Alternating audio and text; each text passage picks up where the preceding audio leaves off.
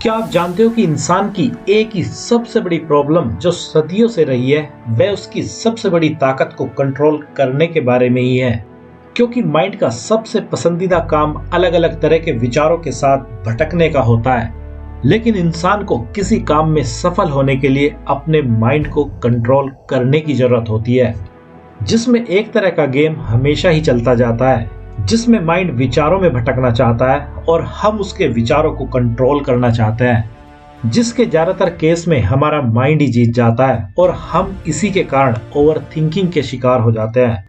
लेकिन अगर इस ओवर थिंकिंग की बात करें तो यह उतनी बुरी भी चीज नहीं होती है जितना कि इसको माना जाता है,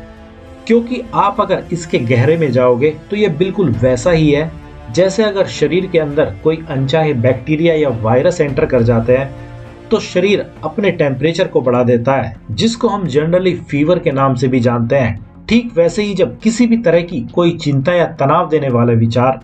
हमारे दिमाग में किसी भी मीडियम से एंटर कर जाते हैं तो हमारा माइंड बहुत से विचारों को सोचने लगता है और हम उस चीज के बारे में और ज्यादा सोचते ही जाते हैं। लेकिन अगर देखा जाए तो यह एक तरह का कीमती प्रोसेस ही होता है जो हमें बस इतना ही बताता है कि जैसे फीवर को सही करने के लिए किसी एक्स्ट्रा दवाई की जरूरत होती है, ठीक वैसे ही इस ओवर थिंकिंग को दूर करने के लिए किसी सही विचार की हमें जरूरत होती है जो कि हमें मेंटल लेवल पर सेटिस्फाइड कर सके। और यहीं से एक सबसे कीमती बात हमें इस प्रकृति के बारे में भी पता चलती है कि विचारों की संख्या तभी इंसान के दिमाग में बढ़ती है जब वह किसी चिंता या तनाव से जाने अनजाने ही टकरा जाता है।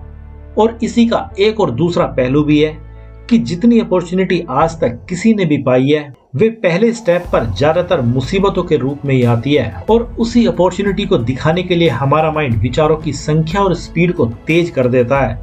जिससे कि हम उस चिंता तनाव आदि का सही सॉल्यूशन पा सके।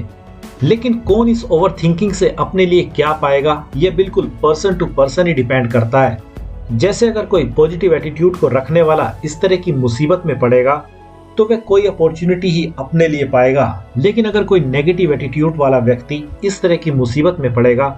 तो वह केवल अपने लिए एक और नई मुसीबत ही पाएगा। या फिर एक और तरीका जो लोग जाने अनजाने ही अपना लेते हैं वह यही है कि वे चिंता या तनाव को शराब आदि की मदद से भूलना ही शुरू कर देते हैं, जो कि उनके लिए कुछ टाइम के लिए टेम्परेरी सॉल्यूशन तो हो सकता है,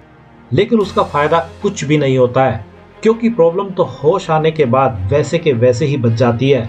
इसलिए अब अगर इस प्रकृति के सबसे कीमती सिद्धांत को समझा जाए तो वह यही है कि हर अपॉर्चुनिटी शुरुआत में ज्यादातर मुसीबतों के रूप में ही आती है, और उसी का सॉल्यूशन निकालने के लिए हमारा माइंड नए नए विचारों को हमें देकर इसको सॉल्व करना चाहता है। तो फिर हमें भी इसको एक चैलेंज की तरह ही एक्सेप्ट करना चाहिए। और जब आप ऐसा करोगे तो आप अपने अंदर से ओवर थिंकिंग को खत्म नहीं बल्कि बार बार शुरू करना चाहोगे, क्योंकि क्या पता अब की बार आपके लिए कौन सी गोल्डन अपॉर्चुनिटी इंतजार कर रही हो। तो अब आप शायद समझ ही गए होंगे कि क्यों ओवर थिंकिंग बुरी नहीं बल्कि बहुत अच्छी चीज होती है अगर कोई इसका सही से फायदा उठाना जानता हो तो अब आपको क्या करना है आप समझ ही गए होंगे।